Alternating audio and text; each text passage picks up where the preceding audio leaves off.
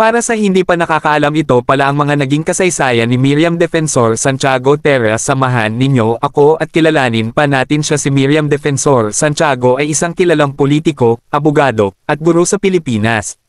Ipinanganak siya noong ika-15 ng Hunyo taong 1945 sa Iloilo City. Siya ang panganay sa 7 anak ng isang lokal na hukom at isang dekano ng kolehiyo. Nag-aral siya sa University of the Philippines, kung saan nagtapos siya ng Bachelor of Arts at Bachelor of Laws na may mga parangal. Siya rin ang kauna-unahang babaeng editor-in-chief ng student newspaper na Philippine Collegian. Nagsimula ang kanyang karera sa gobyerno bilang espesyal na katulong sa kalihim ng katarungan at naging legal officer ng United Nations High Commissioner for Refugees.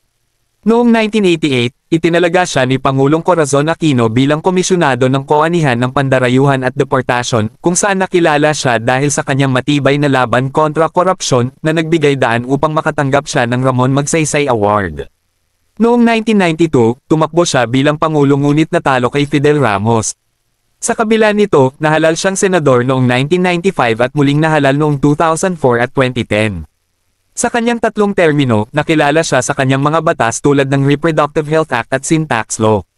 Naging judge din siya sa International Criminal Court noong 2012, ang kauna-unahang Pilipino at Asyano mula sa umuunlad na bansa na nahalal dito. Sa kabila ng kanyang tagumpay, nakipaglaban si Santiago sa lung cancer simula noong 2014. Tumakbo muli siya bilang Pangulo noong 2016 ngunit natalo muli. Pumanaw siya noong ika-29 ng Setyembre taong 2016 dahil sa komplikasyon mula sa kanyang sakit.